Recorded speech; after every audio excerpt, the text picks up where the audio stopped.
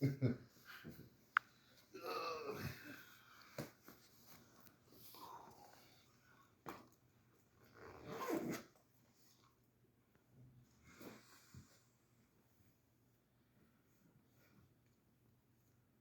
right, Shalom. Shalom. First and foremost, we want to give all praises to the Heavenly Father, Yahweh, Ba'ashem, Yahweh Shai, Ba'ashem, Rakakodash. Double honors as always to the apostles, the bishops, and the elders at Great Millstone who rule well. Peace and salutations as always to the elect. All right, the Hebrew Israelites. All right, Hebrew is not only a language but a legacy. All right, that stems back from our forefathers who stood firm. All right, through the Tower of Babel, which was a rebellion against the Most High God Yahweh. All right, and in these latter days, we're in a likewise scenario. All right, living here in Babylon the Great. All right, and Israelites, because we are the physical descendants of Abraham, Isaac, and Jacob, and we believe that through faith and ultimately through prophecy. All right, we come here week in and week out. All right, the Great Millstone branch of here in Dallas, Texas. Another week to bring out the glorious word of Yahweh Bashem Yahushai. All right, before the fall of Esau, Edom. All right, Esau is the end of the world. And as we can see, our enemy is crashing out, spiraling out of control all over the place through. All right, and the understanding should be growing amongst the elect. All right, as this world crumbles. All right, somebody get Isaiah 33:6. The elect should be coming to more and more understanding, marveling at the glorious works of Yahweh Bashem Yahushua. Also, somebody get Sirach 36. We're marveling at the works of our power. All right, these prophecies coming to pass. It's no light work. It's no light thing. All right, and we can't get proud. And we got to finish the course because things are going to get harder. We're witnessing how childish and unfit this biblical Edomite is to rule. All right, but just know that this as childish as he looks and as crazy as he seems, he's getting ready to bring pain upon the earth in the form of great wrath. Yep. And during these hard times, we're going to have to live by faith as it was prophesied. All right, and that's going to separate the real from the fake. All right, when you're not able to live the comfort, live comforts that you live, because it's hell, but brother still got a couch, still got food in the refrigerator. Exactly. All right, we can still go around the corner to the Hamite store, get some herbs. You can go to the health food store, the local market. Sooner or later, these things are going to be cut off.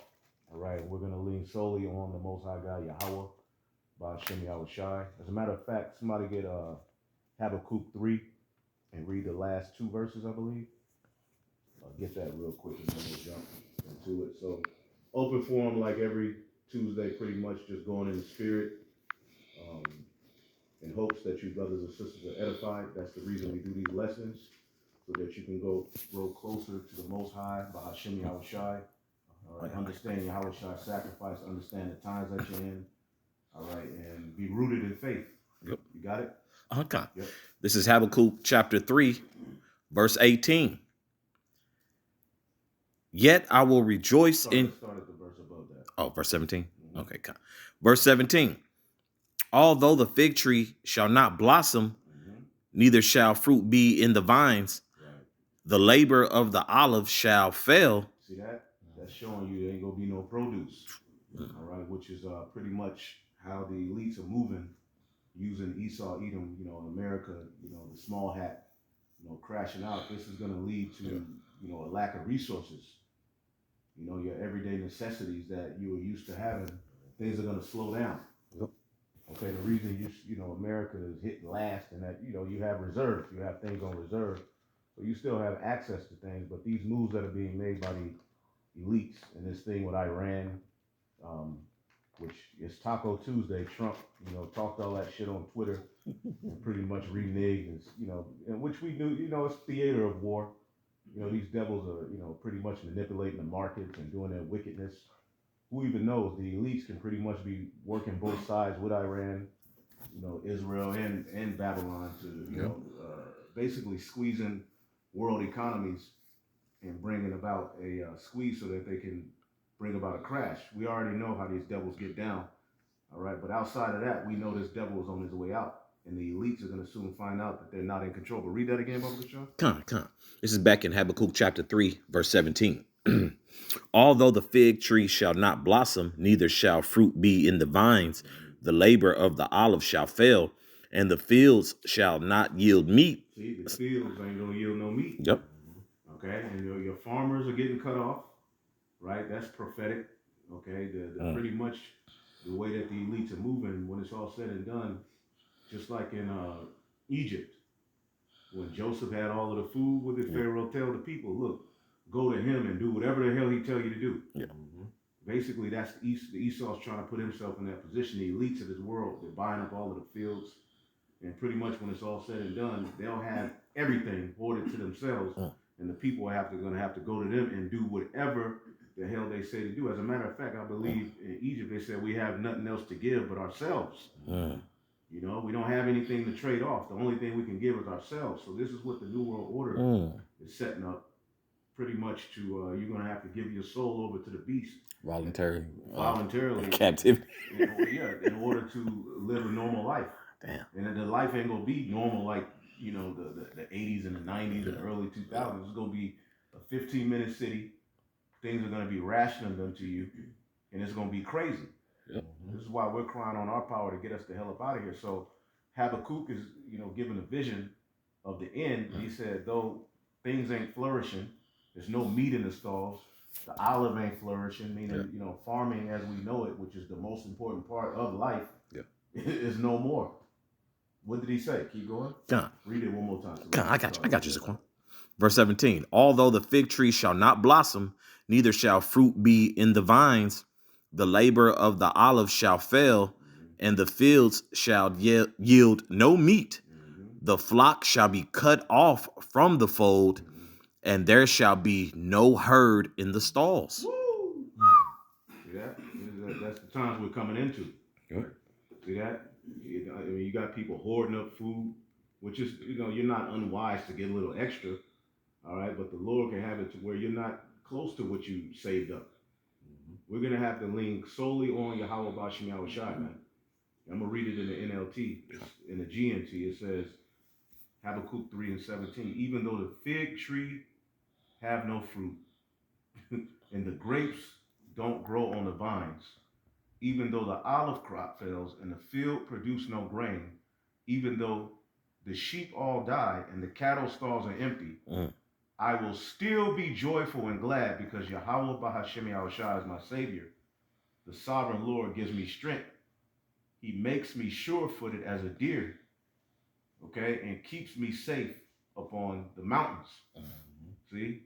And pretty much that's the position we're getting ready to be in. How you see particular deers, how they deal in the mountains, and they safe. It looks dangerous, but they safe. Particular goats. But this is the position we're getting ready to be in. The impossible is getting ready to be worked through the elect. And how are we going to still be joyful during this time of lacking as far as resources? Trust in Yahweh Bashim Yahushai. Right. That's right. Okay, the sacrifice that we're putting into this word, okay, and making our bodies a living sacrifice for the rebuilding of the tabernacle of David is likened to an investment that's going to pay off. That's right. You see that? So Habakkuk is giving you the mindset that you're going to have to be in, and that sounds beautiful reading it, but going through that, how is that going to feel? Yeah. All right, it's going to have to be the Lord operating with each member of the elect to get through those times, man. That's right. To still be joyful while things are looking grim. While Babylon is collapsing, because we've been telling you what's going to happen. That's right. But we have to understand, we also live here. You know what I'm saying? We also used to Babylon. So just like the Lord separated the children of Israel from Egypt, the wilderness was pretty much a testing of separation from Egypt, and many of them failed. Right. So that's why the scriptures say, harden not your hearts as your fathers did in the day of provocation, man, when I did tempt them in the wilderness. And we're getting ready to be tempted to see if we really love this place, or do we love Yahweh Bashim Yahushai? Yep. The scriptures say they overcame him by the blood of the Lamb and by the word of their testimony, and they loved not their lives unto the death. That mindset is getting ready to be tested in each and every one of us to see if do we really love this world, or do we love Yahweh Bashim Yahushai? That's right. And he's not going to tempt us above what we can bear. Yeah. we also have to understand that. Yeah. The Lord ain't gonna starve us out. Yeah. But He is gonna test us. Yeah. See? This is why we gotta tap in now. We can't wait until it get, crazy, to start. I'm gonna fast. Nah, try doing it here and there now. And that's only between you and the Lord. Not to say if you don't, the Lord ain't gonna deal with you, but you gotta get used to not eating like that. And it's harder to fast now because the foods are more addictive. So it's that day is gonna be a test, man. Mm-hmm. You gotta go 3-4 days just drinking water and splitting a cracker. You know what I'm saying? Your woman looking at you. I thought you was gonna get the spiritual power, talking shit. Yeah. What you gonna do? It's gonna be wisdom and knowledge that's gonna keep the elect rooted in those times. You got something? Yep. This is Ecclesiastes 12 and verse 3. It says, "In the day when the keepers of the house shall tremble, when the strong men shall bow themselves, and the grinders cease because they are feared, and those that look out the windows be darkened, and the doors shall be shut in the streets when the sound of the grinding is low." See, the grinding in the ancient world represented a flourishing society, because women would wake up in the mornings and grind the mill for the purpose of making bread. Family structure, you know what I'm saying, was booming. Yeah. You know what I'm saying? That lets you know that when you heard the grinding, you knew, okay, shit, we gonna eat today. Yeah. It's gonna be a good time. That shit's ceasing. Families are non-existent. Right. Okay, you got Wonder Bread instead of real bread. Oh man. And it's a wonder that the shit lasts 3 weeks. Yeah. That's the wonder. The real bread's supposed to only last a couple of days. Yeah. 2 or 3 days. That's why you had to make it so often. Yeah. So, bread was a daily part of our diet. Okay, but now you eat bread, you get bloated. Yeah. You hurt. That's why you gotta, your brothers, your wives, you gotta learn how to make bread. Yeah. Yeah. And then if I make this brother be making. Oh yeah. Yeah, right. What's the ingredients? I use cassava. Cassava flour. Preferably grapeseed oil or avocado oil. Yep, avocado oil. You can use eggs if you want. I really use eggs. You can use a type of nut flavored milk.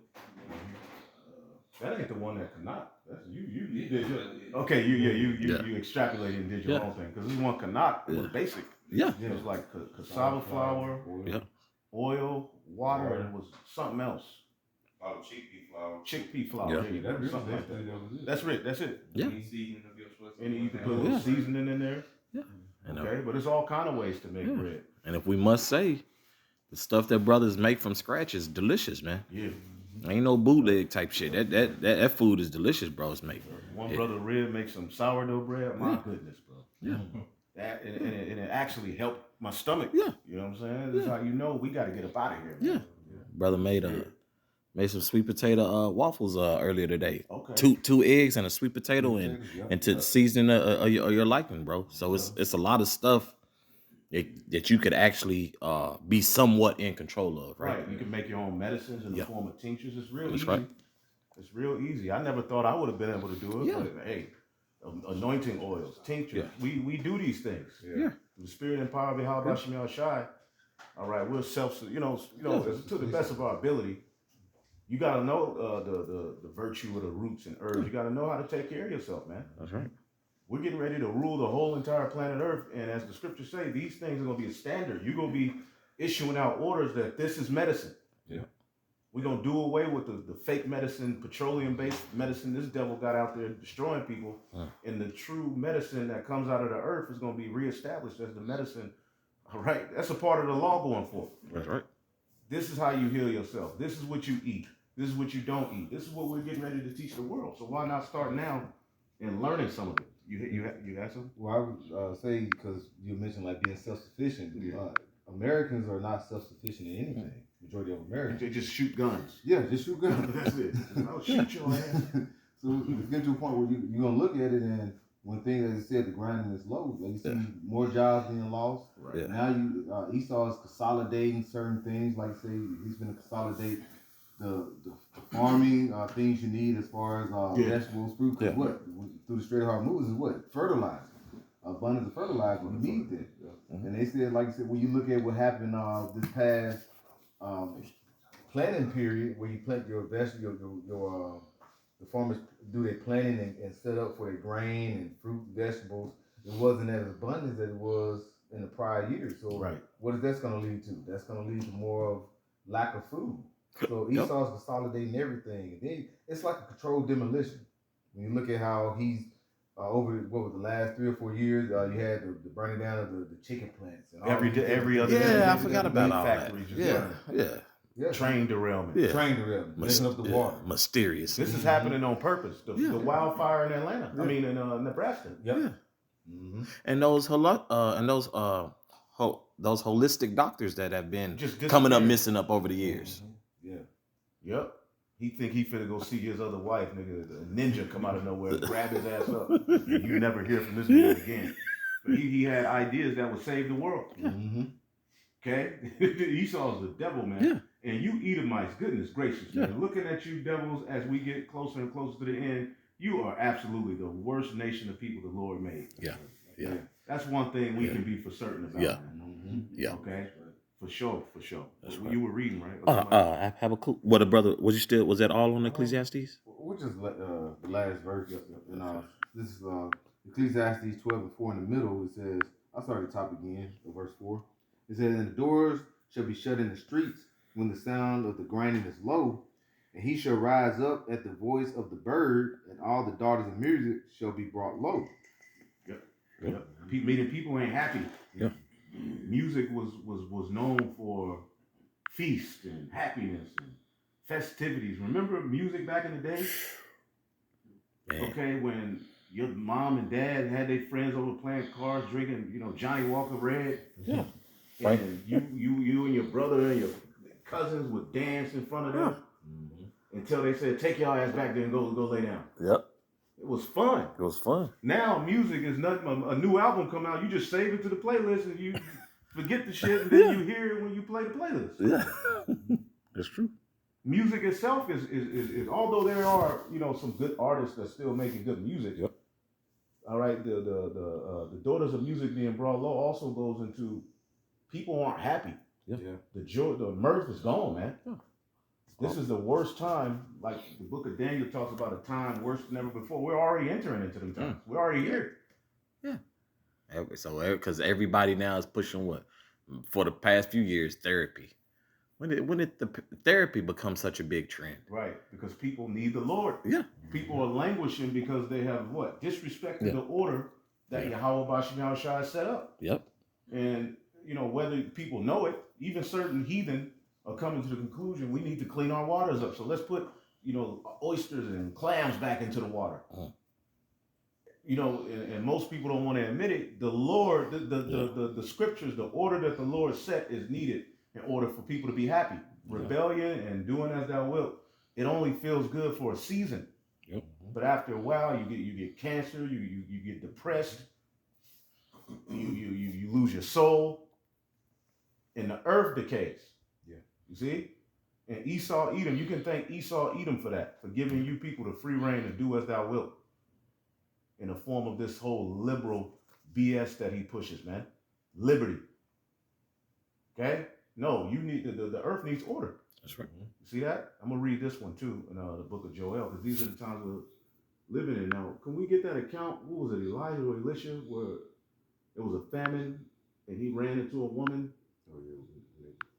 With some water. I get And it's other accounts where the Lord pretty much had provision set for certain men. See that? Provision means what? Before vision, meaning the Lord has already set, all right, things in place for members of the elect to be all right. That's right. But we're going to have to go through the straight gate and trust and believe to see it. Spiritual power and great things ain't coming to low-level believers. Okay, this is the book of Joel, chapter 1 and 15 in the GNT. It says, the day of Yahweh is near, the day when the Almighty brings destruction. What terror that day will bring. We look on helpless as our crops are destroyed. There is no joy in the temple of the Lord. Look at the crops. everything's suffering at the hands of rebellion. Okay? I got a bag of oranges, and you eat one, there's no seed in it, then the other one got seeds in it. You're like, what the hell is going on here? Yeah. I was so happy to feel them seeds, I just ate the seeds. Which we know they're GMO. It's like, fuck it, I remember these. You know what I'm saying? It says, we look on helpless as our crops are destroyed. The seeds die in the dry earth. There is no grain to be stored. So the empty granaries are in ruins. Farming, okay, which farming, if you look, is being X'd out. Your farmer, your local farmer, they're being squeezed out of the equation. Yeah. See that? And Trump promised these Edomite farmers, all right, grants and this and that, and then turned around and gave Argentina a bunch of money and start selling their meat over here in the States. Screwing you damn farmers over, man. Yeah. All over the world, farmers are catching hell. This whole weather engineered thing, modification, is destroying crops. Yep. Everything is being destroyed under you, devil. So it says, the seeds die in a dry earth. There is no grain to be stored, and so empty the granaries are in ruins. The cattle are bellowing in distress because there is no pasture for them. Breathing in smoke from fires nearby. And cattle have very, very sensitive respiratory systems. So even if they don't die, pretty much they're ruined when they're subject. And most you drive by a lot of cows, they're right next to a road. Yeah. It's not supposed to be like that. Yeah. Right? With cars driving by. Yeah. For real. That stresses them out. And they're not supposed to be breathing that in. So the meat you get is all defiled and messed up under distress. So you eat it, you stress. You got an attitude for no reason. You know what I'm saying? It's the meat, the food. Then you say, well, I'm going to leave meat alone and eat fruit. The fruit's defiled. Yeah. Ain't no way around it. It's no way around hell. The only answer is Esau, Edom being destroyed. Yep. Taken down, the elites being put in chains. And if you don't believe that, you're not right. That's right.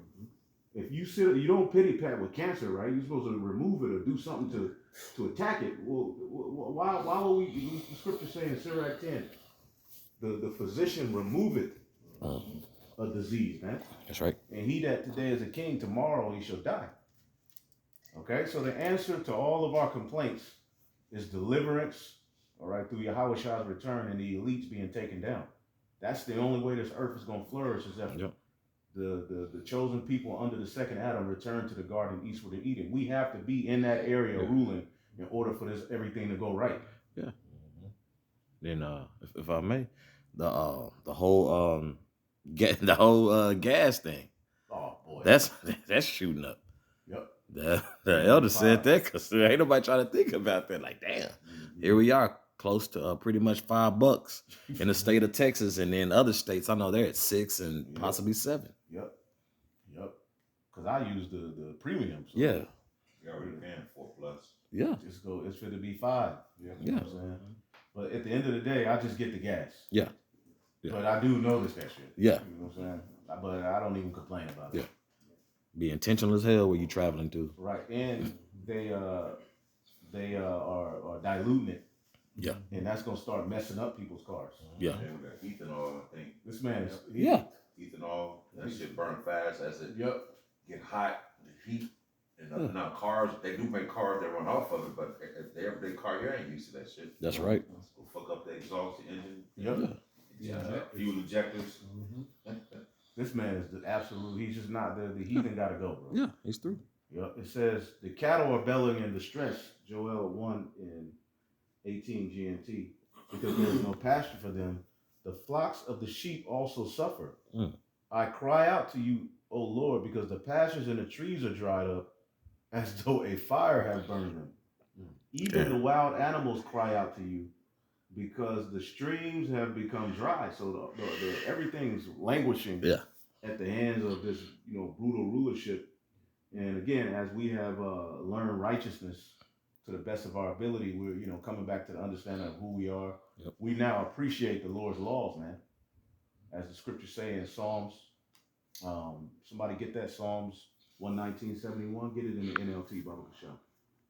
Okay, one of my favorite scriptures. Yeah, we go bring out the same scriptures. Okay? They get to the same songs. Yeah. Right. But the Bible says throughout the earth it's the same story. Yep. So nothing is new. Nothing's new. But the remnant is what you need to be paying attention to. That's who the Lord set up for you, man. Right. You know, that's like it's on the hill to come over here and get rest. Right. The friends of Yahweh Shai. Yahweh Shai sent his friends to tell you of him. You should grow closer to Yahweh Shai through the teachers of this word. Not grow closer to the leader and his fringes and his this and his that. There's nothing wrong with loving your leader and appreciating him. But ultimately, your leader should be bringing you closer to Yahweh Bashem Shai. That's right. Okay? Go ahead. Oh, you got it in GNT? This is NLT. Oh, NLT also. NLT. Psalm 1971. Yeah. This is Psalms 119:71. Yep. Okay. Okay. I had it in. I mean, you know, whatever. Okay. I had it in NLT. Yeah, NLT. Okay, come. It says, my suffering, Psalms 119:71 in NLT, my suffering was good for me, for it taught me to pay attention to your decrees. Yeah. So as we suffer and everything we complaining about, one thing that we should be learning as Israelites is the importance of the Lord's order. It makes you now see how important the law, statutes, and commandments are. Mm-hmm. As we go through this suffering, it's not about boasting in the law. Yeah.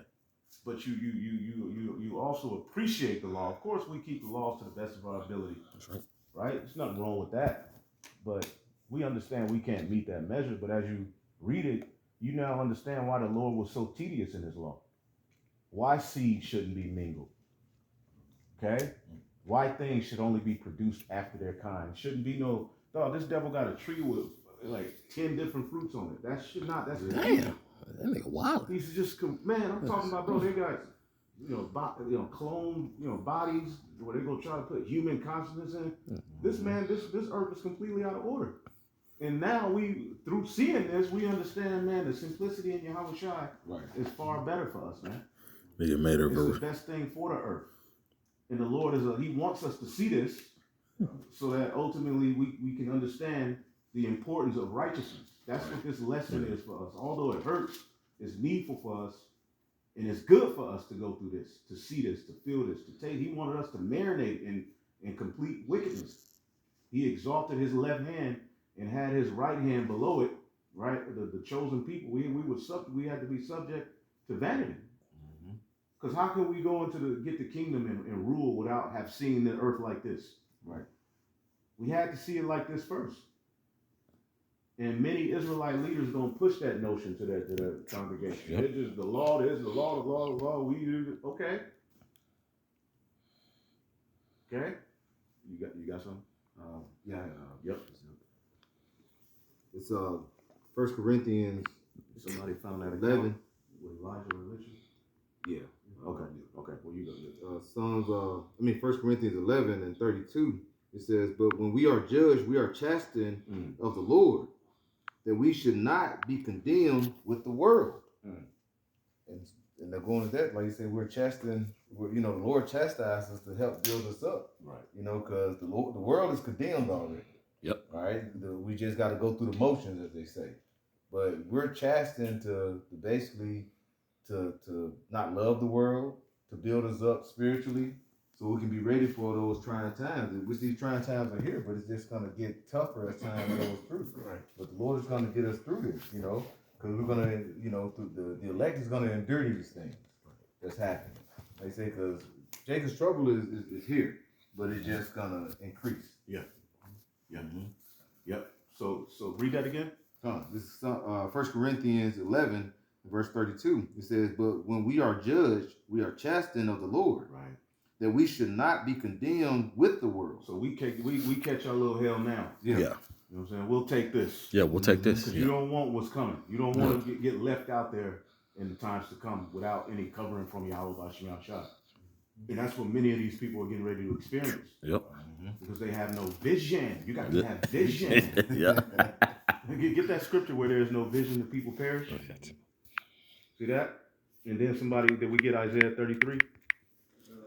Wisdom and knowledge shall be the stability of thy time. basic principle scriptures, but it's hella important. I got you. Hella important. This is Proverbs chapter 29, verse 18. Where there is no vision, the people perish, but he that keepeth the law, happy is he. Right. He who stays in order. That's right. Keeping the law is deeper than the 613. It's being in order, being obedient to the calling, Yep. not bowing the knee to the image of Baal. That's a commandment. Not taking the haram. These are commandments. Yeah. Loving not this life unto death. These are commandments. Yep. These are commandments that we're going to have to keep. See? But the fear of Yahweh Bashim Shai, right, which can only be given as a gift through faith, is going to keep the elect on the right path. But where there is no vision, the word vision goes into what? An oracle, divine communication, prophecy. Where there is no prophecy, the people perish. Yeah, that's right. Okay, look at the Christian church. Look at these Israelite camps. Okay, playing games through. You got the Genesis Israelite now. They pretty much calling on Yeshua. Wow. No more prophecy. Everything's about saving the heathen. Meanwhile, the heathen are getting ready to make war with your power, but your whole ministry is centered around saving them. They didn't want to sell out. Right, and They no, stayed down. yeah, yep.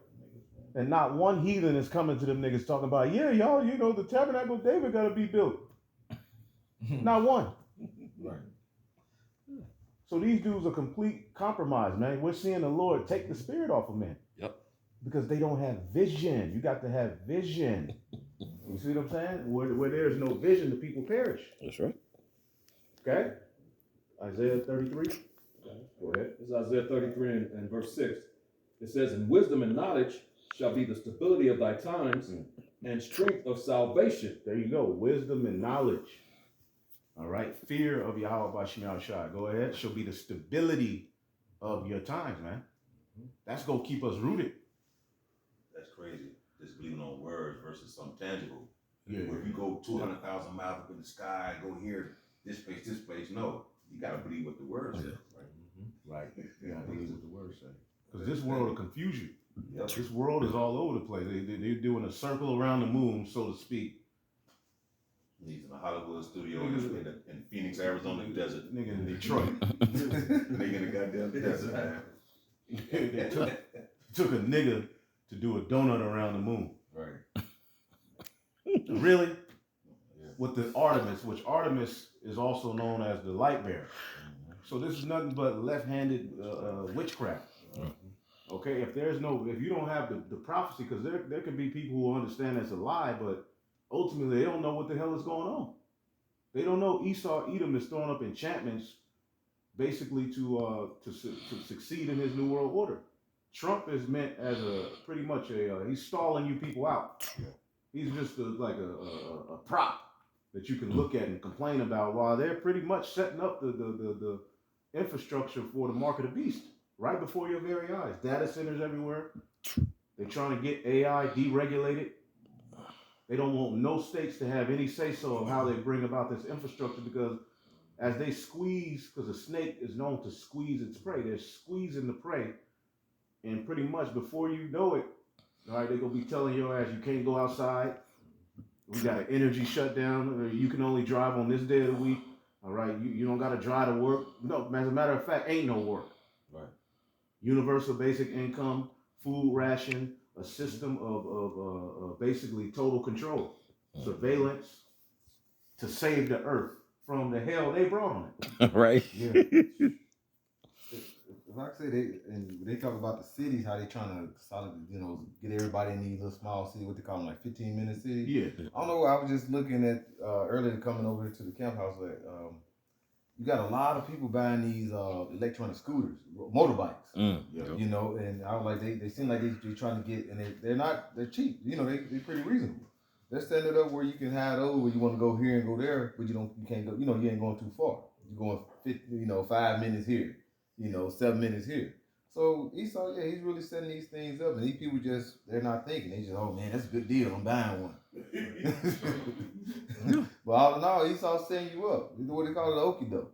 You know what I'm saying? That's why the scriptures say, he's seen healthy, but yet he's undermining thee. What is Sirach 12? Yeah, he's on the mind. You think he's trying to help you and is benefiting you, but yet he's doing it for his benefit, for what he wants. Yep. He's the devil. Yep. All right, he's the devil, man. So wisdom and knowledge is gonna keep us stable in these dark times, man. Understanding that the Lord has provision for us. It's already set out for the elect to win. Just like the Lord already had it set out for Yahushua to rise from the dead. Yep. But look what he had to go through to get there. Yeah. Yeah, that took extreme faith. Yep. Because he was telling the men of the Lord that he was following him. He was telling them, look, the Son of Man is going to be put in the earth, but I'm going to be raised up in the third day. Meaning he believed that. Yeah. So that was the determining factor of him going through with that sacrifice, believing what was written and believing what his father told him. You see, there was a point where he was like, my time has come. Should I now, ask the Lord to take me away from it? No, this is why I was born. This is why we were born. The elect were born to go through this hard time as a sacrifice. Because remember, you're a sacrifice. All right? You're a burnt offering. See? And pretty much the Lord has chosen us to be at the forefront of praising his name during the greatest downfall of any kingdom ever. Right. But it's already foretold. It's already written. We can already read our victory. Yeah. We can go into the scriptures. Somebody get Revelation 15 and 2. Well, start at 1. Yeah, Shalaki. You start over and you can break it down too. Yep. This is Isaiah chapter 33 and verse 6. It says, "And wisdom and knowledge shall be the stability of thy times and strength of salvation." And just to, go into that a little bit, it's this devil, like Revelation the 12th chapter says in verse 12, is about to come down having great wrath.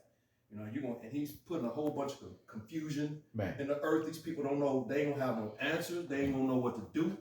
The calamity's gonna be on their asses, so they're gonna be out here through, with no answers, not knowing what to do. But the men of the Lord, the elect, the hopeful elect, which we hope to be a part of, is going to be stable in all that time, because they have the knowledge, this wisdom of the Lord. Right. Like the elder said, the prophecies, man. We understand these things must needs be. They got to happen for us to get to the next stage of this movie. The next next phase. The next phase. Of the movie, man. Next glory. Exactly. Yep. So it says that's going to be the strength of salvation, man.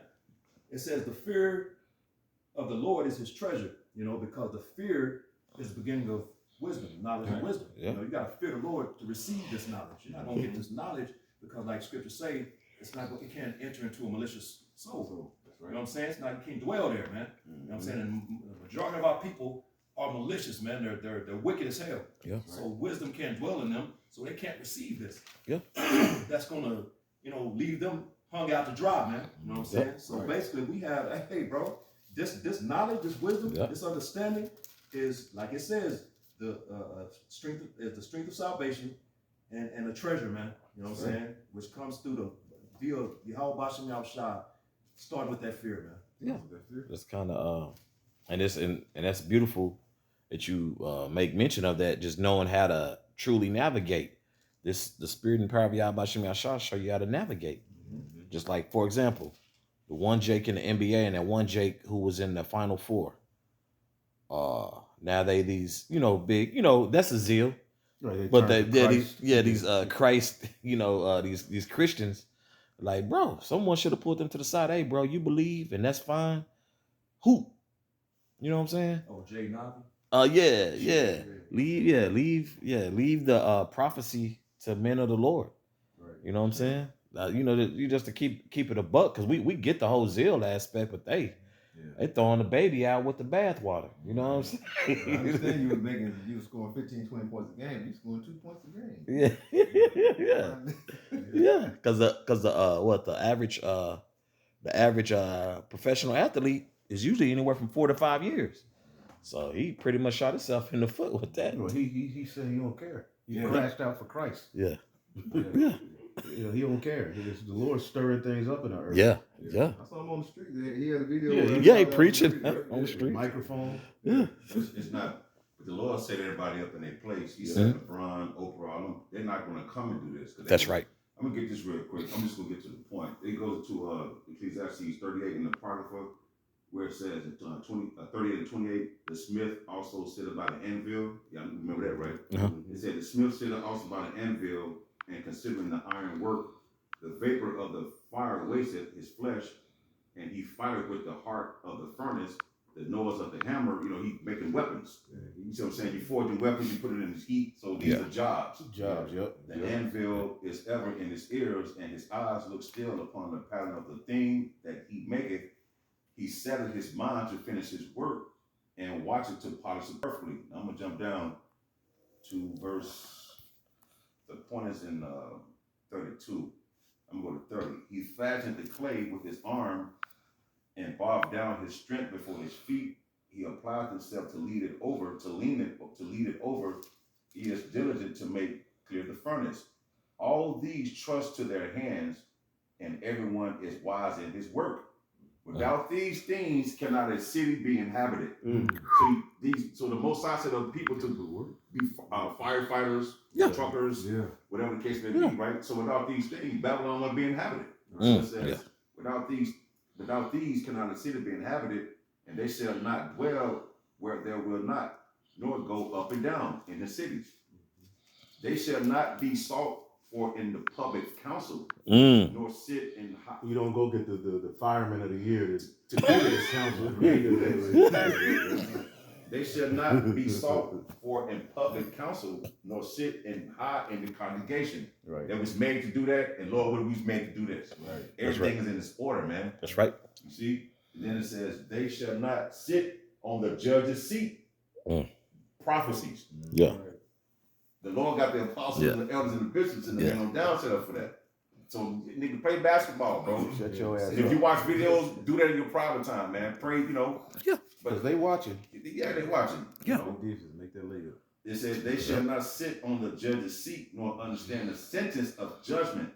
They cannot declare justice and judgment, and they shall not be found where parables are spoken. They're not meant to be here. Yeah. They're meant to be dunking the fucking basketball. Yeah. Nigga, watch the videos and say hype, nigga, and go make your money. Bread and circuses. Bread and circuses behind the scenes in your own home. If you believe, then hey. Yeah. Because we have brothers that played in that world and the Lord brought them out. Yeah. Yeah. You see what I'm saying? Yeah. So yeah, just stay where you at, man. It's cool. But y'all were meant to sit in these high council and what's that? And find where parables are spoken. The Lord set men up to do that. He set us up for that. Yeah. You know, that was it. Yep. That ain't Stephen A. Smith job. No. Your job is ESPN, that fucked up edge up with that big ass forehead, bro. Yep. That's him. Arguing with Jay-Z and whoever. Steve Harvey. They got that. Oprah, they wasn't meant to come into this conversation. They doing what the hell they do. But the Lord gonna have a lot of these niggas crash out. Yeah. And Esau's about to find a way to demonize the Bible too. Yeah. Yeah, they will have to. So a lot's happening. You know, it's a lot of enchantments going on right now, man. Yeah. A lot of this stuff is purpose. Like he's setting it up. Yeah. But you finished with what you had? Yeah, that was it. Okay. Where you at? Oh no, I was following Right. the elder. So we're gonna have to trust in Yahweh Bashim Shai, as what Habakkuk said. We're gonna have to live by faith. You see what I'm saying? And that's gonna separate. That's the true riches. Like what the elders going into. You got these niggas that are rich, but when this thing all fall, when the Lord bring everybody to the same level with this reset that they get ready to bring, we gonna see who's gonna have the faith and who the Lord is gonna ultimately who we gonna deal with. Because Revelation 15. Revelation 15 and 2. Start at 1. Because our victory is already written. The end was written from the beginning. Yep. And that's an aspect of comfort. You know, coming into this thing, we understand that. Like, we can read the end of Babylon. We can go and read it every day. Yeah. You could go and tap into what's going to happen to this place called America. Yep. In the Bible. It's already written. We just have to ultimately hold tight until it happens. That's right. You see, but before it falls, we read about all of the economic collapse and the hell and the 15-minute cities and not being able to travel. The Lord is going to keep the elect during those times, man, and you have to believe that. Because they that consent to them, you're going to be had in derision. Yeah. Bowing to Esau Edom is never going to be the answer. Forsaking Yahweh Bashim Yahshua is never going to be the answer. What you go submit for? You still going to lose. Yep. So you may as well suffer for righteousness' sake, man. And his Lord is only going to take us through so much suffering, man. But again, we will be tempted. We will be tested. Whoever got it. Oh, I got you. This is Revelation chapter 15, starting at verse 1. And I saw another sign in heaven, great and marvelous, 7 angels having the 7 last plagues.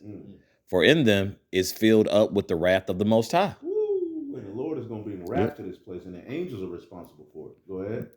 Verse 2. And I saw, as it were, a sea of glass mingled with fire. Right, the firmament. That's right. Okay, because the chariot, when we get beamed up into the chariot, we're going to be able to look down and see the destruction. That's written. Psalms 91 goes into it. And we're not going to be looking with these eyes. Yeah.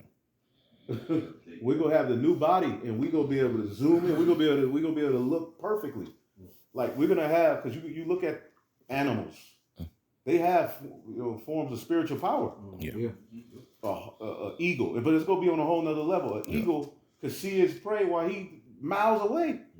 He looking, he see a little fish wiggling, and he knows when exactly to dive down and get it, and fly off with it. So imagine the eyes we're going to have when we on that chariot, and we're able to look down. Your ex, you're able to see that bitch like, look at that nigga. your elementary school, you're able to see everything burning. Yep. That's the reward, because remember during 911, the elites were looking at that shit. Yep. Whatever they did. They have front row seats. Well, the elect gonna have front row seats to the destruction, not only of Babylon, what else is going on in the world too. Because fire is gonna be in other places. The land of Israel. Then it's going to be World War III while we get delivered. So we're going to be able to look at all kind of torment. Yeah. But this is going to be the main lake, the lake of fire. It's going to be here in Babylon the Great. And and the elect won't get caught up in that. They'll be, like you said. Oh yeah, the elect won't get caught up in that. Right. They'll be, basically what that provision. That's what the Lord is going to have for us. The second death have no power over the elect. Yep. So, the Yahweh Shah's blood guarantees the elect safety from that. See that? We will be found faultless at that time. While everybody else is undergoing judgment, the elites fleeing into the bunkers, and hell is going on in the earth, we going to be in the comfort of the chariot, looking down at the destruction of Babylon the Great and what else is going on in the world. Isaiah 26. Yep. Yeah. Woo, get it real quick. Get it real quick. This is Isaiah 26 and verse 20 and 21. It says, "Come, my people, enter down to thy chambers and shut thy doors about thee. Hide thyself as it were for a little moment until the indignation be overpast. For behold, the Lord cometh out of his place to punish the inhabitants of the earth for their iniquity. The earth also shall disclose her blood and shall no more cover her slain." If 2 Corinthians 13th chapter speaks on it, one round coming to fight against the other round. How Shah is coming down once he receives that order from Yahweh. He's coming down out of that heavenly realm, that fourth dimension, if you want to call it that, and to this third dimension to throw down the rest of the Esau, Edom, and the rest of the war in heaven. That's gonna be the war in heaven, not Lucifer. And getting kicked out of heaven with some big ass size 66 Nikes, falling, the nigga falling into the middle of the earth. Nah, man, that ain't what that's talking about. That's the war in heaven is the elites and their different technology fighting against Yahweh Shah and the angels, man. Michael. Right. That's what that's talking about. It says it. It's all throughout the scriptures. But read that one more time. This shit was 66.2. Yeah, 66.6. Nigga fell.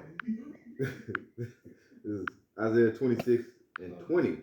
"Come, my people, enter thou into thy chamber." See, the chamber represents the secret place where the covenant is fulfilled. Okay, just like when a man and a woman came together, they would have a feast, and then there was an appointed time where the bride, the husband, and the bride would go into a secret chamber to consummate the marriage. So the chamber, the secret chamber where we consummate this marriage is going to be on the chariot. So enter into the chariot, enter into the chamber. He's speaking into the bride. Yeah. See that? Go ahead. And shut thy doors about thee. That's what you would do when you enter into a marriage. You would enter into the chair, the secret chamber, and you would shut the door, and then the people would rejoice because a union is being made. Right. A family is being started. Well, this is us entering into the second covenant, shedding these new bodies, these old bodies, and putting on a new body.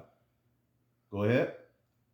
In the middle of verse 20, it says, hide thyself as it were for a little moment, until the indignation be overpassed. See, and we don't know how long we're going to be up there in earthly years, you know what I'm saying, before we come back down. Another different zone. We're going to be in another, and we go all get crowned, so that ain't going to take 2 days. Right. In earthly time, you know what I'm saying? Because Yahweh Shai is going to crown each member of the elect. I remember I had a dream where we praised each part of creation. We praised the Lord for it while we were on the chariots. I believe there's a scripture that goes into that. Where one of the, maybe the prayer of Manasseh, he was just praising the Lord for each of his creations. I had a dream years ago. When we got beamed up, literally, we was thanking the Lord for everything. And we had time. Yeah. One thing about that, you hear that, you be like, God damn, because you know about the preacher pray too goddamn long. And you ready to sit down. Ain't gonna be like that in the kingdom. Yeah. When we get on them chariots, we gonna shit. You know what I'm saying? You stand this nigga praying all goddamn day, sweat rolling down your back. You think about the football game. We ain't gonna have them issues on the chariot in the new bodies. We gonna have time on our hands. Yeah. Mm-hmm. So if Yahweh Shai is gonna crown each member of the 144, starting with the 12, and the great multitude be there, and that's not gonna be no small ceremony. Yeah, exactly. So in earthly years, who knows how long we gonna be up there? I can't wait to see. We don't know. Solemn assembly. You see what I'm saying? But as we're up there, you know what I'm saying? It's gonna be a family reunion. Mm-hmm. That's right. You see? It's gonna be more. Time is gonna be like a non-factor. Time is gonna be a non-factor. Woo! And I can't wait. Yeah. Ain't no 15 minutes late in the kingdom. Yeah. You ain't gonna rush in the kingdom. Yeah, ain't no rushing. You start. That's how Israel naturally is. It's just like, but this kingdom, you got to get up. You know, prudent. You know, stiff. You know, you're there early like Ariella. He used to be there 10 minutes, 20 minutes early. Mad that we wasn't there. He had to loosen up and get it, but that is a good spirit to have. But ain't gonna be in the kingdom. We ain't gonna have to worry about that. Yeah. You see? There's some more. Isaiah 26 and 21. For behold, the Lord cometh out of his place to punish the inhabitants of the earth for their iniquity. The earth shall also disclose her blood, and shall no more cover her slain. See that? The scriptures, basically, you're not going to be able to save him that got destroyed, or you're not going to be able to oppress him that got the victory. Mm-hmm. The scriptures say in Babylon, this lake of fire, there's going to be slain 7,000 men. That's a complete number of people slated for the lake. We call them the Lakers. Mm-hmm. Okay, the Lakers. Nigga, you go be in the lake. Yeah. And as we get beamed up and changed, we gonna be looking down at that destruction. Yep. So we get that Psalms 91, and then we'll get Revelation. Was it Psalms 91? Y'all know where it's at. You know, that's a part of what's promised for us, man. To see the fall of the wicked. Go ahead. Psalms 91 verse 8. Only with thine eyes. Start up. What it say above that? 1,000 shall fall. Yeah. Yes. Absolutely. Yep. Okay. Psalms 91 verse 7. 1,000 shall fall at thy side, and 10,000 at thy right hand, but it shall not come nigh thee. Only with thine eyes shalt thou behold and see the reward of the wicked. Woo! With your eyes. Yeah. You have eyes to see. Yep. You know what I'm saying? So just like the Lord wanted us to see the hell with these eyes, he gonna let us to see the destruction. Yeah. You see that? Get that in Revelation 15, Brother Bashar? Revelation 15. 15 and 2. This is back in Revelation chapter 15, verse 2. And I saw, as it were, a sea of glass mingled with fire, and them that had gotten the victory over the beast, and over his image, and over his mark, and over the number of his name. So look, it's already written. Yep. So that's how we know the elect ain't gonna get chipped. We don't sit up here, what if they force it? Yeah. Like these other camps. You mean to tell me, so what if they pull you, hold you down, and force the chip in you? That ain't gonna happen to the elect. I ain't waiting for the elect to do it. I don't even go to bed. Don't allow yourself to think like that. Yeah. That what if demon. Okay, what if you get beamed up? Yeah. How about thinking about that? Yeah. What if they chip me? Hell no. The Lord ain't gonna allow the elect to be chipped. Right. That's right. Okay, you thinking, well, what if this, what if, nah, don't do that. Think upon what is. Yeah. What if doesn't exist. What is that there are a number of Israelites who are gonna what? Have victory over the beast, his image, his mark, his name. That's everything that he's trying to do. That's right. Everything that we see this devil trying to set up on the planet Earth is fulfilled in the beast, his image, his mark, and the number of his name, the 666, the chi-side stigma. That's what we see being set up, where he's trying to basically create a whole new human Right. to be subservient to his will forever and ever and ever and ever and ever. And he wants to live as gods on earth and be immortal.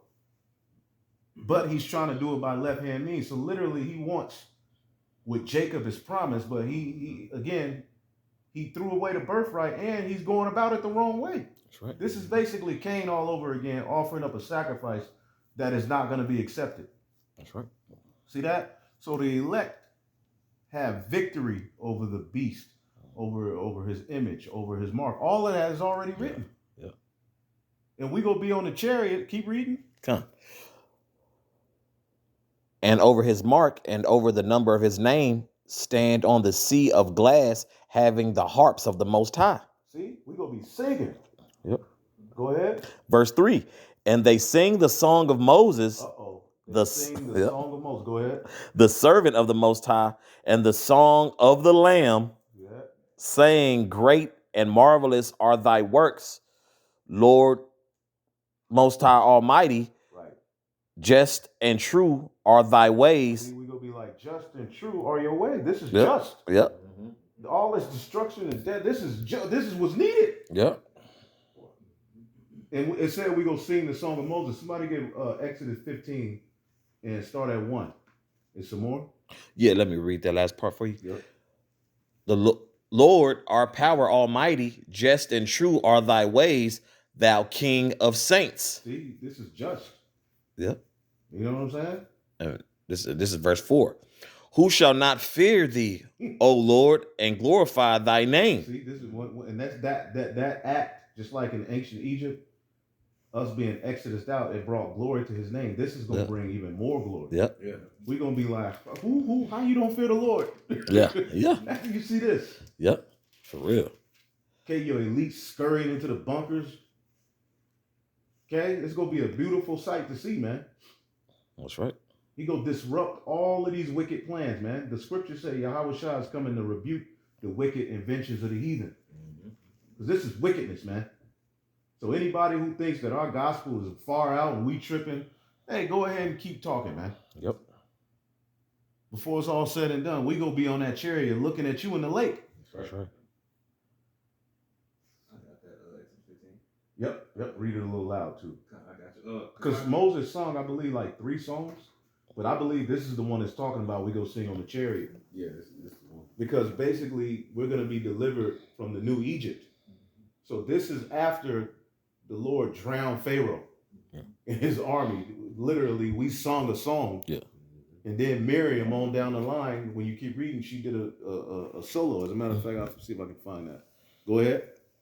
This is Exodus chapter 15 and verse 1. Then sang Moses and the children of Israel this song. After a group of people and their children got drowned, Yep. then we start singing. Is that racist? Your enemy drowned. Nigga, him and his army, they all drowned. Yeah. Okay, just a few minutes ago, they're chasing after you with horses and just that stern look, Spears, Yeah. shit. spears. Like, Yeah. no, get your ass back here. Yeah. And the next thing you know, the Lord allow you to go over on dry ground, and they just all of them drown. Man, out of there. Horrific. Yeah. The titles of chapter 14 and 15 says, Pharaoh pursueth after the Israelites, the Egyptians are drowned with the song of Moses. There you go. Right? Exodus chapter 15 and verse 1 again. Then sang Moses and the children of Israel this song unto the Lord Yahweh Shemel Shai, and spake, saying, I will sing unto the Lord Yahweh, for he hath triumphed gloriously. The horse and his rider he thrown into the sea. See, the horse and his rider had he thrown into the sea. They gotta be Jay. Yeah. Because it said I'm saying, man, that he's singing that song like Yeah. he said then he sang. Yeah, he sang it. Yep. He sang it. It gotta be church, man. Yep, singing hard, because you know Moses was a Levite. The Levites were a part of they were the head of the music industry, so he was loud. You know, I'm talking about. And somebody get Revelation 6 and 4, because it said the horse and his rider. Who's the modern day horse and his rider? E. Yeah. See that? You said Revelation. Read that again, Baba Kashaf. Exodus 15 and 1 again. Then sang Moses and the children of Israel this song unto the Lord Yahweh Shemel Shai, and spake, saying, I will sing unto the Lord Yahweh, for he hath triumphed gloriously. The horse and his rider hath he thrown into the sea. Woo! The horse and his rider have he thrown into the sea. So who's the modern day horse and his rider? E. Because he's the modern day Pharaoh. He's the modern day Pharaoh. Yep. Let's get it in Revelation 6 and 4. Whoever got it. This is Revelation 6, verse 4. It says, and there went out another horse that was red, and power was given to him that sat thereon to take peace from the earth. See, that's the horse and his rider. Yep. See, because as you're on top of the horse, you're in control. Like it talks about the scarlet colored beast and the whore that rode on it, meaning that she was in control. Esau, Edom, America. Yep. Read that again, Baba Kashaf. If I may say. Yeah, also that further proves Elder Mike Allah said this I think a few days ago, like, man, don't give E too much credit.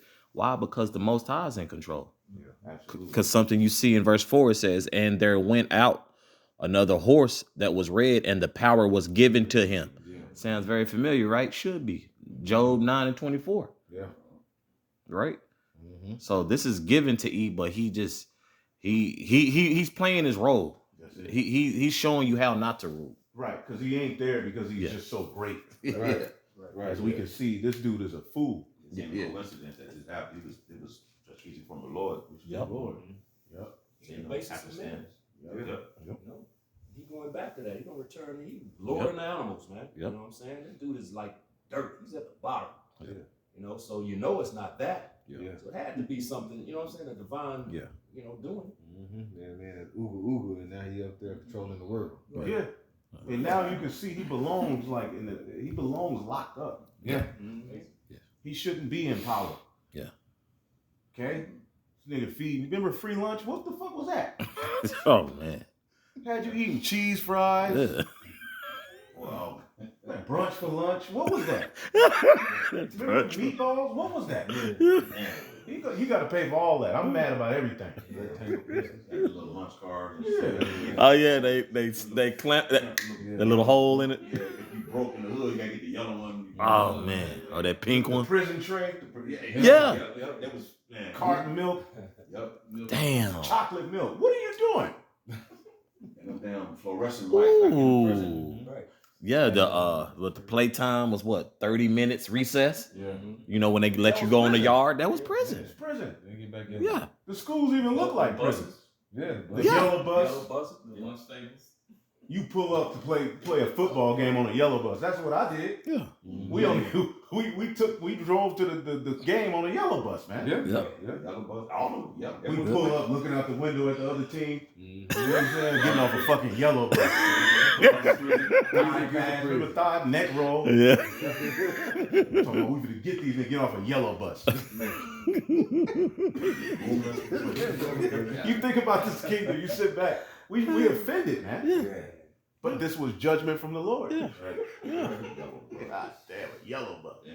I just thought about that. Yeah, we used to catch. We used to drive to the other game on the yellow bus. Yeah. It's either green or brown. Out of town. Them long ass seat belts. Crazy, Oh man. Wow. crazy work, man. Where we at? Revelation 6 and 4 Yep. says, and there went out another horse that was red, and power was given to him that sat thereon to take peace from the earth, and that they should kill one another, and there was given unto him a great sword. See that? So this is the modern day horse and his rider, man. So go back to Exodus 15. Read verse 1 Just start at 2. Okay.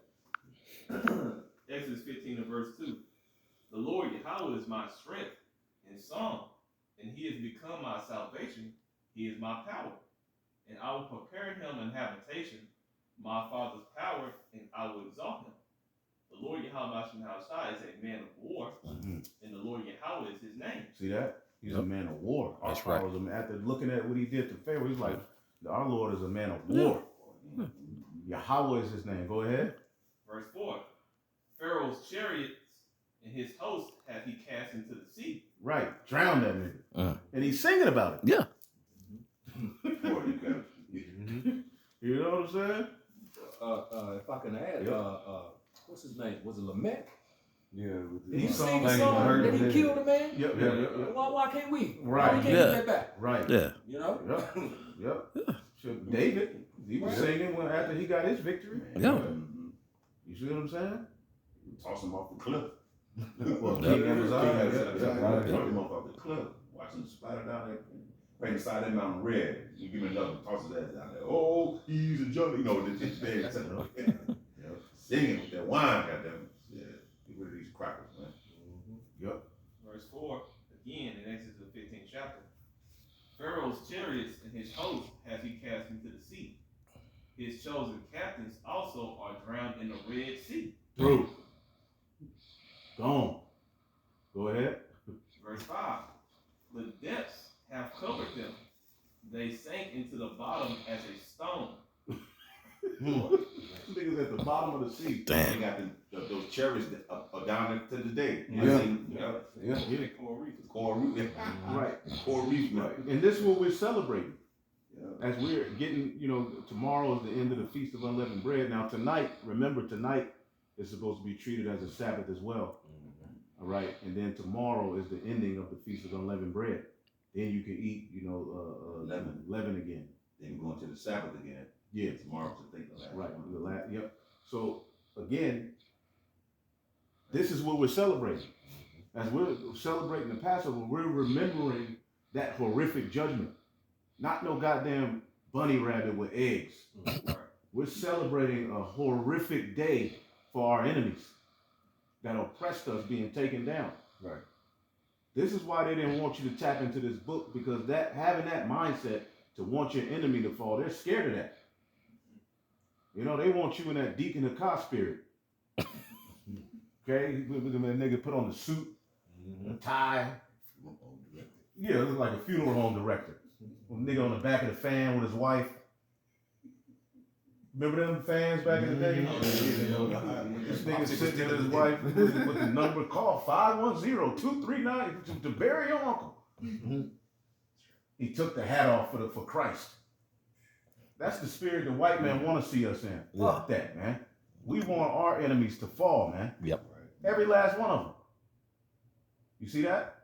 And we're not ashamed of it. This is what we're celebrating when we celebrate the Passover. But in the kingdom, we're going to celebrate the destruction of, the new spiritual Egypt by fire. Keep going. And this is all a song that this brother is reading. Go ahead. Verse 6 in Exodus the 15th chapter.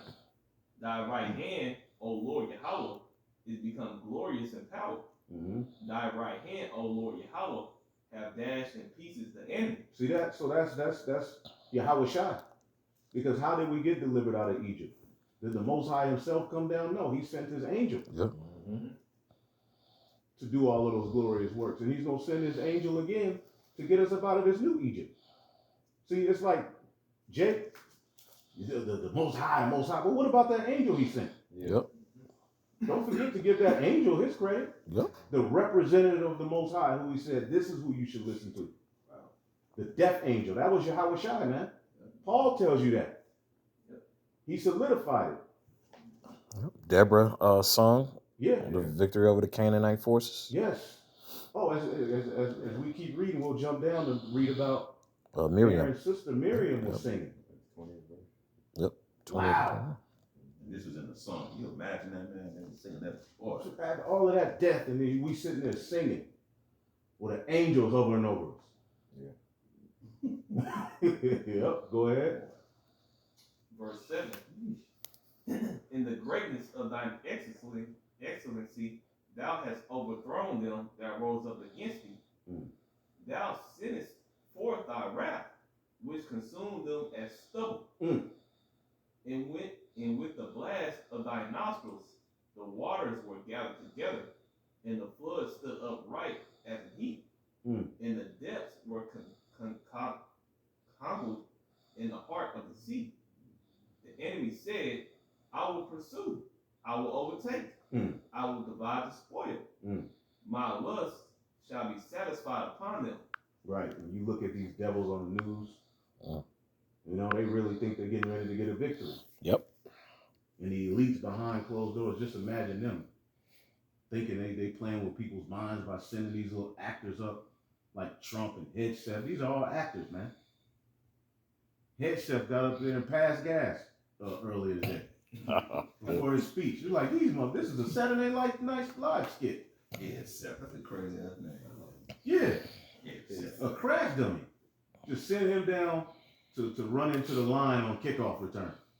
You know, retarded kids. Kickoff team. Yeah. Yeah. Run blind. Shit. But now he's in a position of power. Corky. Go ahead. Verse 9. The enemy said, I will pursue, I will overtake, I will divide the spoil. My lust shall be satisfied upon them. I will draw my sword, my hand shall destroy them. That's Esau's mindset today. Yep. Trump them today. Yep. Jump down to verse 13. Verse 13. Thou in thy mercy hast led forth the people which thou hast redeemed. Thou hast guided them in thy strength unto a holy habitation. The people shall hear and be afraid.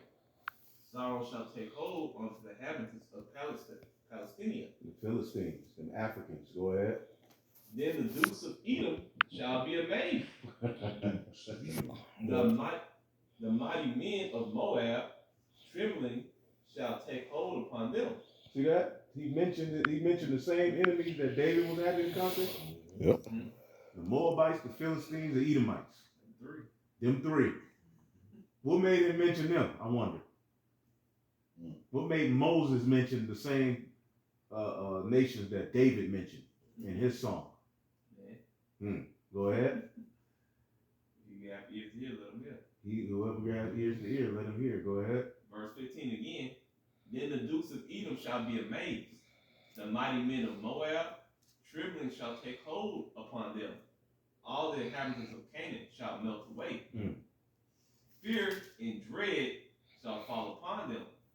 By the greatness of thine arm, thou shalt be as still as a stone, till thy people pass over, O Lord Yahweh Shai, till the people pass over, which thou hast purchased.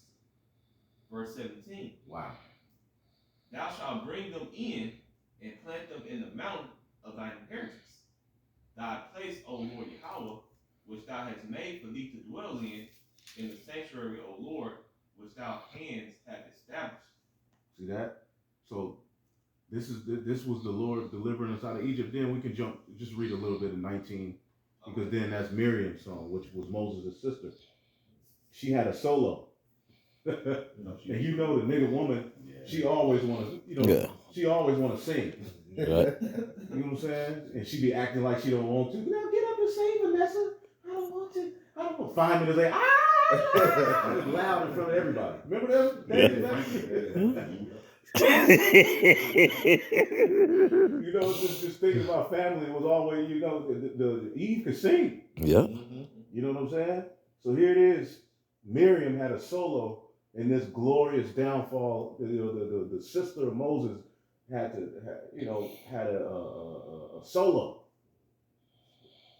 You know, read 19. Yep. Okay. Verse 19. For the horse of Pharaoh went in with his chariots and with his horsemen into the sea, and the Lord Yahweh brought again the waters of the sea upon them. Mm-hmm. But the children of Israel went on dry land in the midst of the sea. Mm-hmm. Verse 20. And Miriam, the prophetess, the sister of Aaron, took a timbrel in her hand, and all the women went out after her with timbrels and with dances. And Miriam answered them, Sing ye the Lord Yahweh, for he hath triumphed gloriously.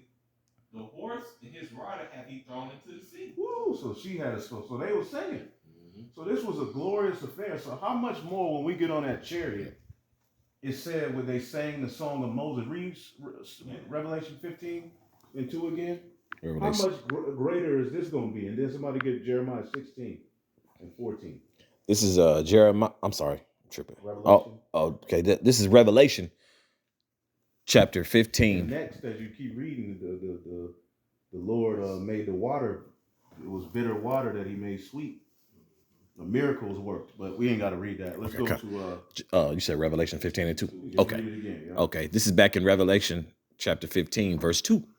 And I saw, as it were, a sea of glass mingled with fire, and them that had gotten the victory over the beast, and over his image, and over his mark, and over the number of his name. So the chariot, the floor is going to be transparent. We're going to be able to look down at what's going on, man. Go ahead. Stand on the sea of glass, having the harps of the Most High. Keep going. Keep going. Verse 3. And they sing the song of Moses, the servant of the Most High, and the song of the Lamb, saying, Great and marvelous are thy works. See that? It's going to be the same thing that happened in ancient Egypt, but in even greater fashion. Yeah. Yep. This time we're going to have new bodies. You know what I'm saying? In safety. Yep. Like the elect is going to be brought back at one with Yahweh Shai, man. We're going to be in our original estate. You know That's what right. I'm saying? And we're going to be singing victory over this goddamn Edomite, man. Yeah. We're going to be happy. Nigga's terrible. No more hell. And you know how close we are to that? Yeah. Very close. No. The things that are happening around us are centered around getting us to that point. So embrace the hell, embrace the pain, embrace the you know, but have faith, because the Lord, imagine if we're reading about us being safe. So some of us are going to be alive to get beamed up. That means we're going to have to eat. We're going to have to drink. You know what I'm saying? We're going to have to be delivered from death. We're going to have spiritual happening. Spirit things are going to happen for the elect. Provision is already set. That's right. You know, we know some of us, you know, some brothers, some sisters are going to have to go back to the spirit world, but they're going to be raised back up. Right there when they get beamed up, we'll be right there. They're going to be right there with us. The scriptures tell us that in 1 Thessalonians, man. We have a lot to look forward to. That's right. You know? And that's when forever starts. Forever really started when we received this word. That's right. But when we get them new bodies, oh my God, it's game time. You ain't going to have to tiptoe around no woman no more. You're going to be a king, a priest. You're going to have your word is going to be final. It's going to be absolute paradise. And then we're going to come down on the earth and set up order and fix it. That's right. Because it's going to be a mess. It's a mess now. Imagine after that war and the destruction of Babylon. It's going to be a mess. So that's why the Lord has reserved an 1,000-year period for Yahweh Shai and his body, the Elohim, to come down here and set up order on earth. That's that 1,000-year period. Reigning with Yahweh Shai 1,000 years is setting up the kingdom of heaven on earth. That's going to take some time.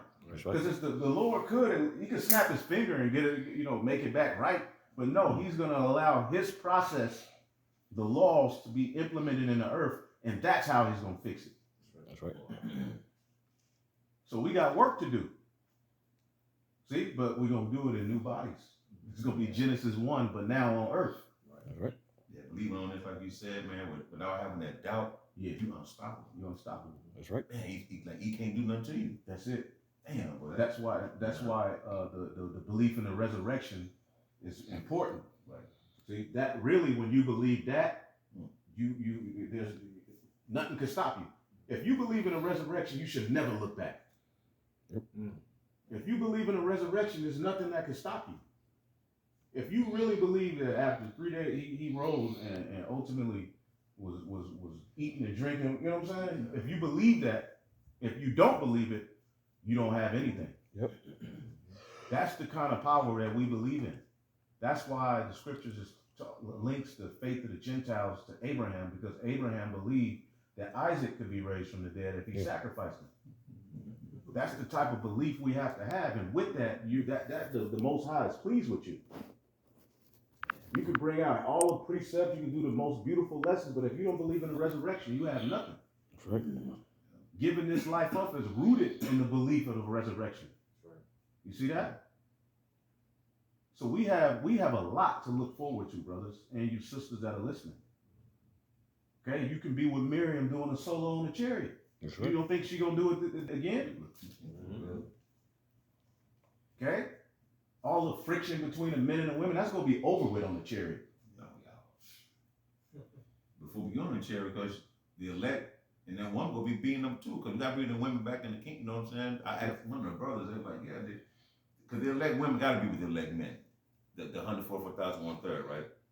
I'm assuming, I don't know how to do it. Well, women gonna be saved by childbearing. Childbearing, yeah. Because the Lord said, somebody get that in Isaiah 43. Bring my sons and my daughters. I believe it's Isaiah 43 and 43 and start at 5. Yep, start at 5. Isaiah 43 and verse 5 says, "Fear not, for I am with thee. I will bring thy seed from the east and gather thee from the west. I will say to the north, give up, and to the south, keep not back. Bring my sons from far and my daughters from the ends of the earth." See that? Go ahead. Verse 7, "Even everyone that is called by my name, for I am created him for my glory. I have formed him, yea, I have made him." See, that's what the Lord created us to be glorified and get the victory. Yep. All right. And though the men are at the forefront, there's going to be Israelite women that get saved too. He said, bring my sons and my daughters. Yeah. You see that? And also somebody get Jeremiah 31 and I believe 7. So yeah. Because you'll have to bring Israel back. Right. Yeah. Isaiah 4:1. Yeah. Right. 7 women, that's a complete number of women that's going to be with one man. Yeah. You'll have it on this side going. That's going to happen on this side. Going into. Right. Some going to be pregnant. Someday looking for that moment. Some going to be pregnant. We're not going to have children in the kingdom. Explain. Somebody get Jeremiah 31 and start at like 7. This is Jeremiah chapter 31, verse 7. We're going to be saved in childbearing, but ain't going to be no children in the kingdom. Right. Verse 7. "For thus saith Yahweh, sing with gladness for Jacob, and shout among the chief of the nations. Publish ye, praise ye, and say, O Yahweh, save thy people, the remnant of Israel." That's who's going to be saved, man. The remnant of Israel, man. That's right. Go ahead. Verse 8. "Behold, I will bring them from the north country and gather them from the coast of the earth, and with them the blind and the lame, the woman with child, and her that travaileth with child together." So you're going to have Eve, you know what I'm saying, pregnant, getting ready to deliver, and then the Lord beam them up. That's right. From there, I don't know how the Lord going to do it, but they'll get the new body, the baby that come out going to have a new body. It's going Yep. At that point, because the scriptures say we see through a glass darkly. So we can't explain every aspect of it, but we reading it. Yep. Lord just give you enough to get right. And get on the right side of prophecy. Right. We don't know the ins and outs of the new body, but yeah, we're going to have children in the kingdom. You know what I'm saying? It's gonna be an upgraded, because the body is gonna be like this body. And how do we know? Y'all know what I'm gonna go to. That, but how do we know the body, the glorified body, looks like this body that we have? Oh, we should. First John 3. Huh? First John 3. You get it there, but okay, read 1 John 3. Read it real quick. Everybody hold what they got. Read 1 John 3.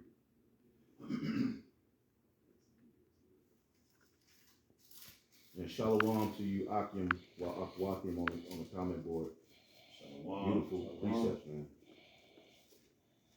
First John chapter 3 and verse 1.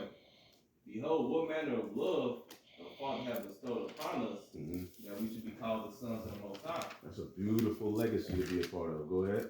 Therefore the world knoweth us not, because it knew him not. Beloved, now are we the sons of God, and it doeth not yet appear what we shall be. But we know that when he shall appear, we shall be like him. Right, when he shall appear, we shall be like him. That's right. Yeah. Go ahead. For we shall see him as he is. So we're going to see him as he is. We're going to be like him. There's another one. He go change our body and fashion it like unto his vow body. Like, get that one. And then we're going to hit, somebody hold Revelation 1.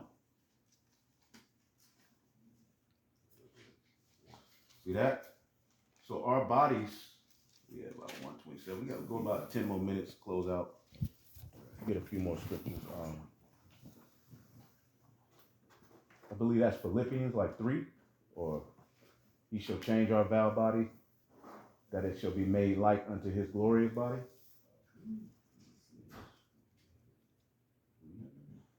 Beautiful scriptures, man. This is Gabar.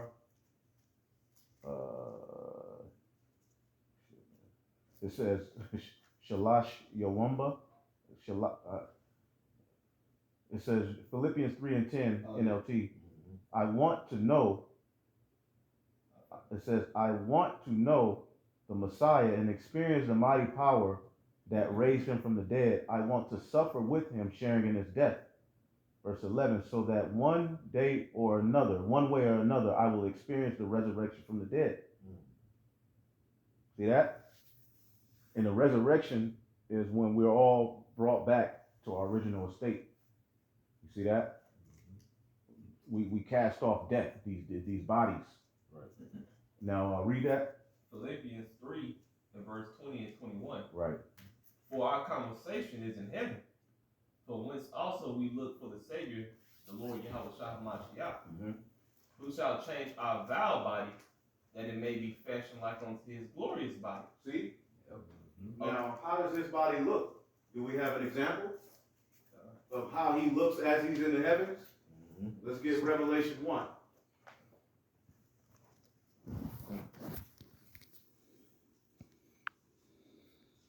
Revelation 1 in round 14, I believe. Start at 13. Yeah. Start at 13. Revelation. See what it says in the NLT. But go ahead, my bad. Just read. You want to check? I'll check the. Okay. You said the NLT, right? Because what we're proving is the heavenly body looks like the earthly body, but it's glorified.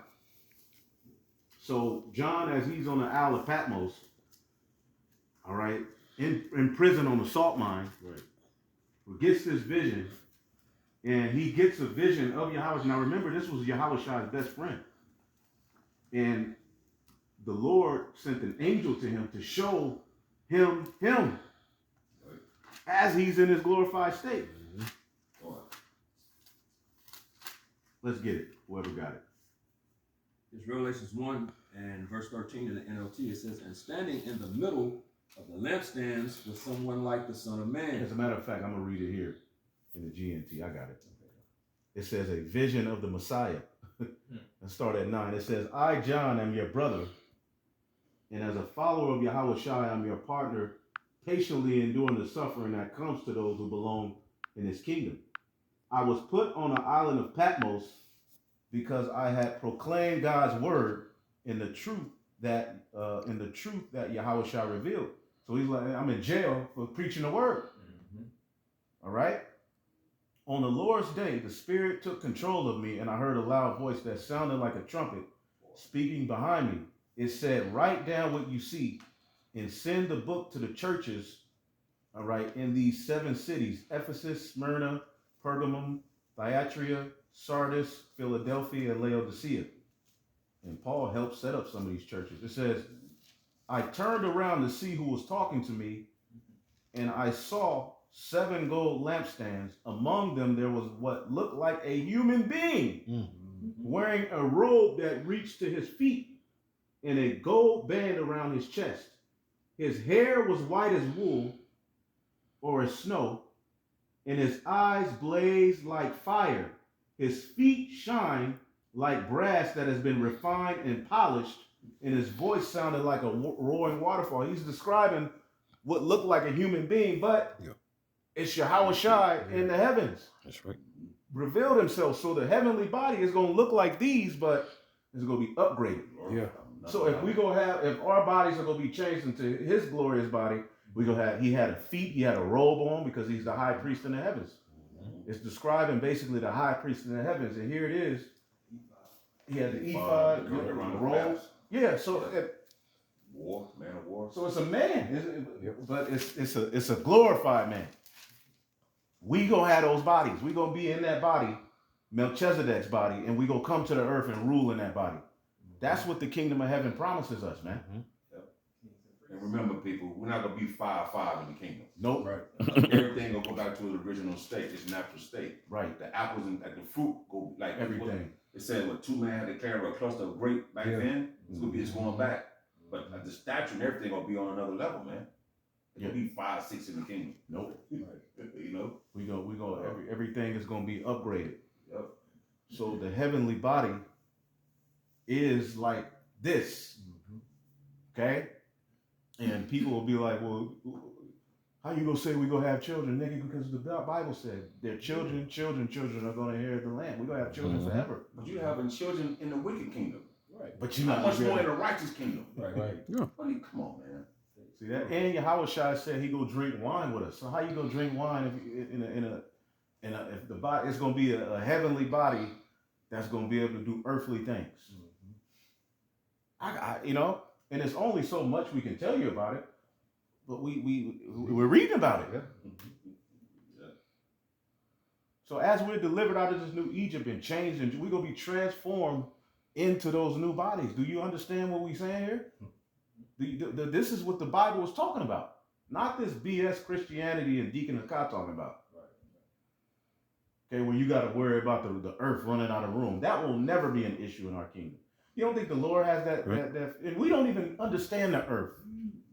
The earth could be this ever growing thing that never runs out of room. Yeah. Just the earth, let alone the other different galaxies and different things. But I'm worried about getting the earth in order. I'll worry about all of that when we get there in the kingdom. At this point. I want to set this thing back in order called earth, man, because it's out of order. Okay. What else do we have? You jump down to 17. If I can make a quick point, Elder. Also, that vision that we just read in Revelation that John was given, the Revelator was given, Daniel was given that vision as well. Yes, Daniel saw the same vision. Right. Said his arms was like polished brass. So he saw a dark-skinned man. Right. But in his heavenly estate, his heavenly body. Now, 17. Jump down to 17. I'll read it for you. When I saw him, it says, when I saw him, I fell down at his feet like a dead man. He placed his right hand on me and said, don't be afraid. I am the first and the last. He had feet. Alpha and Omega. He seen it. He saw that power. He had feet. Yep. His body is a barrel. I said that means he Yep. got a body. Right. Yeah. You know? I thought it was clear. It's, bro, we done heard so much BS, bro. Well, he ain't got no color. Shut up. He didn't tell him not to bow either. Right. Right. Yeah. Like the other angels. Yep. It says, I am alive. I was dead, but now I am alive forever and ever. He's in his, he's in his heavenly body. He's in that body. He's Melchizedek. a body that's not subject to having to be born Mhm. through a father and a mother, but being born directly of the Most High. That's the priesthood we're coming under in the kingdom, man. Okay. All right. So what else did we have? We can get a few more and close out. Because we had read the other ones. Yeah. What was that? Jeremiah 31. I had already read that. Jeremiah 16. Let's just finish it off with Jeremiah 16. Since we're getting ready to get out of this Passover, the Feast of Unleavened Bread is over with tomorrow night. Why not just read Jeremiah 16? So, I mean, based on what we're reading, we got a lot to look forward to, bro. Right. You know, I want to see, how does that feel to have the new body? What does that feel like? Like, what does that mean? You know what I'm saying? No more ball mill patterns. Nah. Jeff's coming back. Yep. No more body aches. No more inflammation. Nothing. Yeah. No, and it's so out of this world that Jake can't imagine a life without hell. So they have to bring hell into the kingdom. Keep that shit. You're not gonna be at aught with your woman in the kingdom. Right. You know? Not a ghetto in heaven like Tupac said. Yeah, they ain't no ghetto in heaven. Why would you want? Well, we'll probably make one for Esau. Yeah. It's gonna be way off on some, whatever. But he gonna be in there. And you only gonna have grass soup on my island. You gonna eat it out of them small hats. I'm gonna be creative. Oh You man. bet not let me see you wiggling around.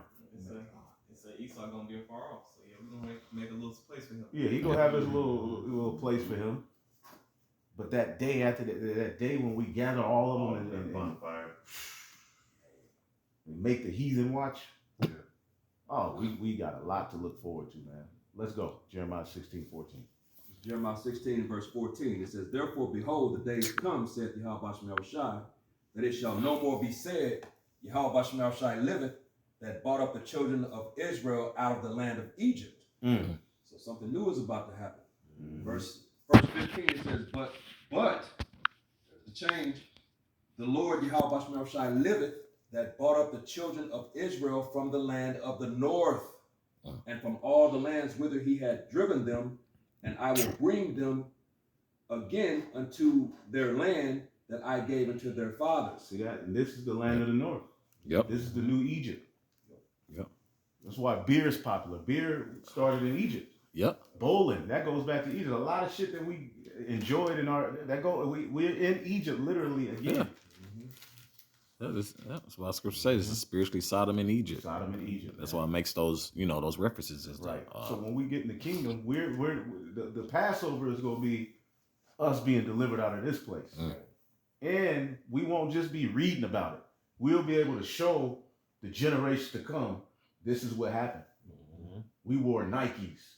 You know what I'm saying? Look, this is how it was. Like, we'll be able to literally, we ain't got to read about it and do research. And, we're going to be able to show all our people that this is, look. Levi, what is that? Yeah. We got a whole limit now. We had free lunch. But Dad, you could pick the fruit from the tree. Right. You show your highlight film, you got a sack. We gonna be able to do all that. Look at this stupid ass football game we was playing. Man. Look at the mask. Show them the mask. All right.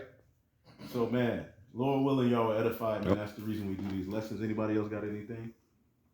And it's the spirit because we literally just start. We just press record and the Lord guides us, man. So call Lord Yahweh Shem Shah. We want to give all praise to the Heavenly Father. Yahweh, Bashem, Yahushai, Bashem, Kakodash. And double honors to the apostles, the bishops, and the elders at Great Millstone. Peace and salutations to the elect. Shalom. Shalom. Beautiful.